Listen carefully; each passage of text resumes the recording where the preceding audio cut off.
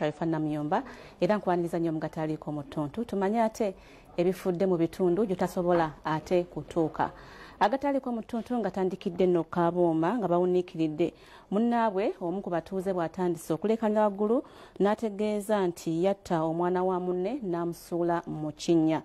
Gubadde gweza omwaka mulamba bukya omwana ono afa era poliisi esazeewo okumukwata. Edward Bukenya omutuuze w'e Kabooma mu ggombolola y'e Makindi yawuniikiriza banne bwaguddemu Akalogojjo nga bwagenda yeerumiriza nga bwe yeenyigira mu kutta omwana wa munne Abdul Katongole. Katongole yali mutabani wa Abdul Kakoza nga yattibwa omwaka oguwedde n'oluvannyuma omulambo gwe ne gusuulibwa mu Kinnya kya Kazambi nga bwe twakulaga mu mawulire agataliiko nfuufu. Twasooka ne tukirowooza nga accident naye ng'ebibuuzo byaliwo kubanga abantu abagwa mu mazzi olumu bateeberezebwa ono tazimbye abalabyeko abantu nga bagwa mu mazzi waliwo okuwakanyizibwa nga yeeyogeza ng'agamba nze natta Abudu nze natta Abudu nga kiva mu kamwa ke ye nga teri akimugambye akyogere. Omusasi waffe watuukidde mu kifo kino nga Bukenya addusiddwa ku poliisi e Katwe wabula ng'okusinza ku batuuze obwedda atambula nga bwategeezanga wa Katongole gwe yatta bwamumazeeko emirembe nga buli wadda amukaabirira. Ekyokweyogera nga ye yennyini yakola ki yeyeeyogera ne tukakasa kyatuleetera okukakasa nti ekituufu ye yakola ki ekikolwa ekyo.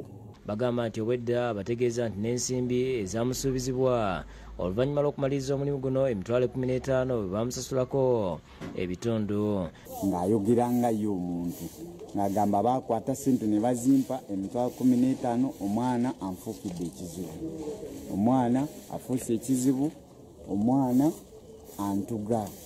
Abatuuze bano wakati mu kwewuunaganya bagamba n'Ekinnya omwasangibwa omulambo gw'omwana Bukenya yakibalagira nti yeekka n'aggyeyo omulambo. Kuliko omuntu eyamupangisa n'amugamba ajja kumuwa emitwalo meka 10.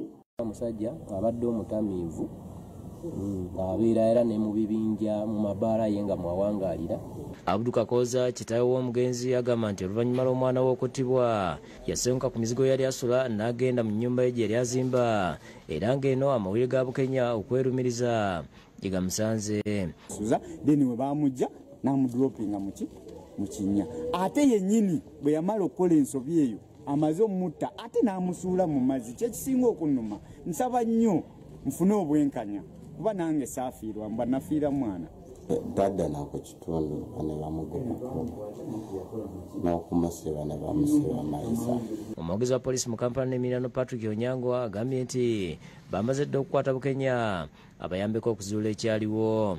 Tumaze okumuggyako statement ye twakitale ku fayiro kati fayiro twagiweereza omuwami wa gavumenti atuwa amagezi. Disani Mutyaba yakusakidde gweno okulaba Bukedde TV.